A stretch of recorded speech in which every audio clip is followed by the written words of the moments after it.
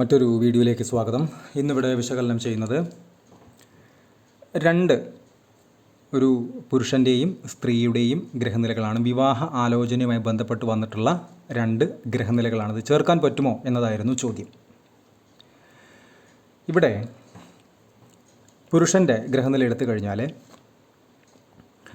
കുംഭലഗ്നം, ലഗ്നത്തിൽ ശനി, 2 ശൂന്യം, 3 കേതു, 4 ശൂന്യം, 5 ഗുളികൻ, 6 ശൂന്യം, 7 കുജൻ, 8 ശൂന്യം, 9 രാഹു, 10 ഗുരു ശുക്രൻ, 11 ശൂന്യം, 12 സൂര്യൻ, ബുധൻ, ചന്ദ്രൻ. ഇതാണ് പുരുഷൻ്റെ ഗ്രഹനില. സ്ത്രീയുടെ ഗ്രഹനില എടുത്തു കഴിഞ്ഞാൽ ചിങ്ങലഗ്നം, ലഗ്നത്തിൽ ചന്ദ്രൻ, രാഹു, ഗുളികൻ, 2, 3 ഭാവങ്ങൾ ശൂന്യം, 4 ബുധൻ, 5 സൂര്യൻ, 6 കുജൻ, ഗുരു ശുക്രൻ, 7 കേതു, 8 ശനി, 9, 10, 11, 12 ഭാവങ്ങൾ ശൂന്യം. ഇതാണ് സ്ത്രീയുടെ ഗ്രഹനില. പുരുഷൻ്റെ നക്ഷത്രം എന്ന് പറയുന്നത് ഉത്രാടമാണ്. സ്ത്രീയുടേത് പൂരവും ഉത്രാടവും തമ്മിൽ പഞ്ചാംഗ പ്രകാരം 10-ൽ 5 പൊരുത്തമുണ്ട്. പക്ഷേ ഇവിടെ പൊരുത്തത്തേക്കാൾ ഉപരിയായിട്ട് ഗ്രഹനില തമ്മിൽ പരിശോധിക്കുന്ന സമയത്ത് ഒരാൾ ശനി ലഗ്നത്തിൽ ശനി, ശശ മഹായോഗം കൊടുക്കുന്ന ശനിയാണ്.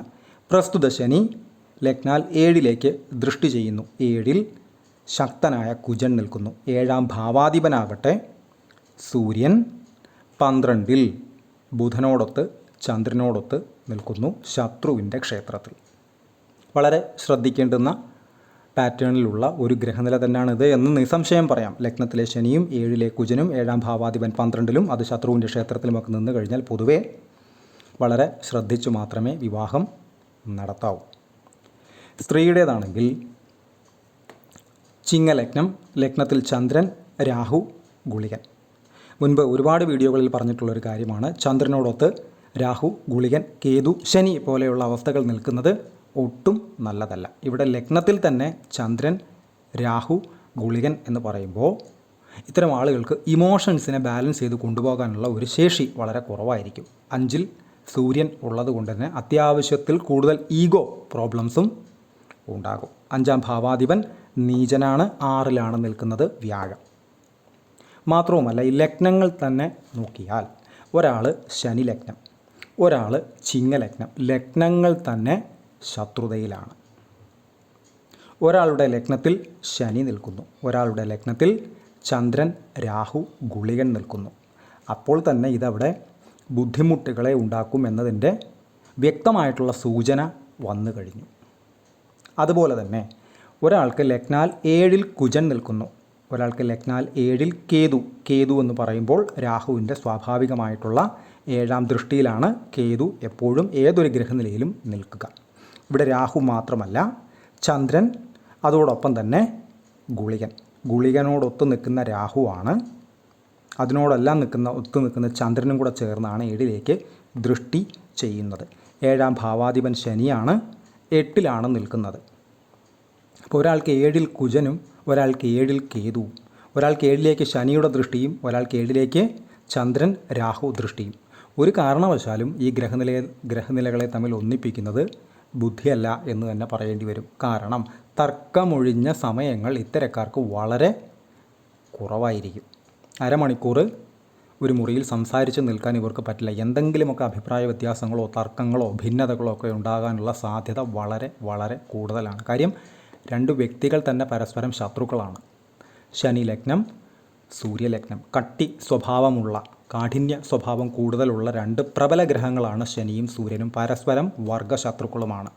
അപ്പോൾ ശനി ലഗ്നത്തിൽ ജനിച്ച് ലഗ്നത്തിൽ ശനി നിൽക്കുന്ന ഒരാൾ, ചിങ്ങ ലഗ്നത്തിൽ ജനിച്ച് ലഗ്നത്തിൽ രാഹുവും ഗുളികനും ചന്ദ്രനും നിൽക്കുന്ന ഒരാൾ, ഇത് രണ്ടും ചേർക്കുന്നത് വളരെയധികം ബുദ്ധിമുട്ടുകളെ ഉണ്ടാക്കാനുള്ള സാധ്യത വളരെ കൂടുതലാണ്. പൊതുവേ ഇപ്പോൾ ഈ ഉത്രാടം നക്ഷത്രക്കാരനെ സംബന്ധിച്ച് വിവാഹം കഴിക്കുന്നത് 7ൽ കുജൻ ഉള്ള കാലവും 7ലേക്ക് ശനിയുടെ ദൃഷ്ടി വരുന്ന കാലവും വ്യാഴത്തിൻ്റെ ദൃഷ്ടി ഇവിടേക്ക് എങ്ങുമില്ല. ഈ 2 ഗ്രഹനിലകളിലും വ്യാഴം തീർത്തും നിസ്സഹായനായിട്ടാണ് നിൽക്കുന്നത്. വ്യാഴത്തിൻ്റെ ദൃഷ്ടി ലഗ്നത്തിലേക്കോ അതല്ല എങ്കിൽ 7ാം ഭാവത്തിലേക്കോ ഒന്നും തന്നെ ഇല്ല എന്ന് നമുക്ക് കാണാൻ കഴിയും.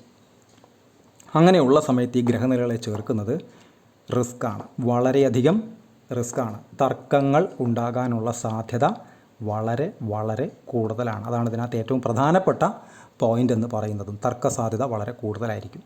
എല്ലാ അന്തഃഛിദ്രങ്ങളിലേക്കും ഭിന്നകളിലേക്കും നയിക്കുന്നതിൻ്റെ ആദ്യ പടിയാണ് നിർത്തില്ലാതെ തർക്കങ്ങൾ ഉണ്ടാവുക എന്ന് പറയുന്നത്.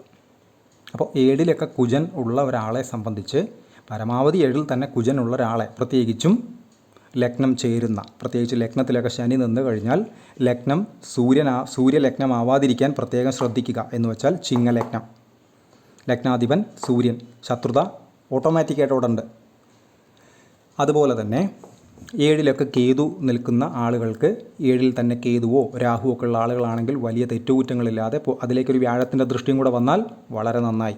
അങ്ങനെ ഒരു തർക്കവും വഴക്കവും ഒന്നുമില്ലാതെ പോകുന്ന ധാരാളം ആളുകൾ വിളിക്കാറുണ്ട്, മറ്റു പല കാരണങ്ങൾക്ക് വേണ്ടിയിട്ട്. അതുപോലെ തന്നെയാണ് ഇദ്ദേഹത്തിൻ്റെ 7ാം ഭാവാധിപനായിട്ടുള്ള സൂര്യൻ നിൽക്കുന്നത് തന്നെ 12-ൽ നഷ്ടസ്ഥാനത്താണ്.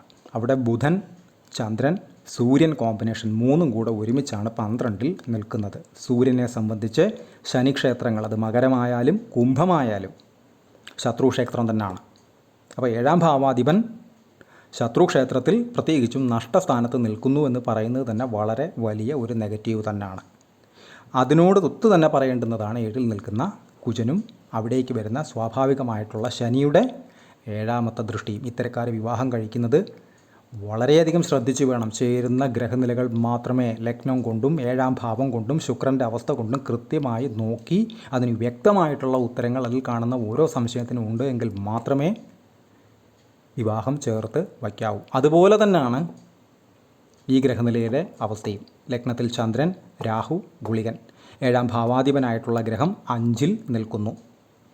അതുപോലെ തന്നെ ലഗ്നാധിപനായിട്ടുള്ള ഗ്രഹം 5-ൽ നിൽക്കുന്നു. അതുപോലെ തന്നെ 7-ൽ കേതുവും 7ാം ഭാവാധിപൻ ശനി 8-ലുമാണ് നിൽക്കുന്നത്.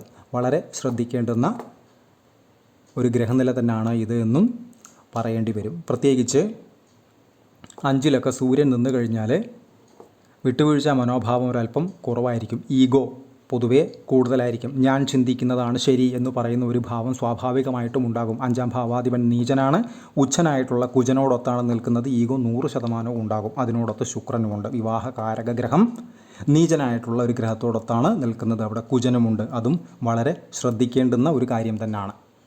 അതുപോലെ തന്നെ അവിടേക്ക് ഗുളികനോടൊത്ത് നിൽക്കുന്ന രാഹുവിൻ്റെ സ്വാഭാവികമായിട്ടുള്ള 6ാമത്തെ ദൃഷ്ടിയും ഉണ്ട്.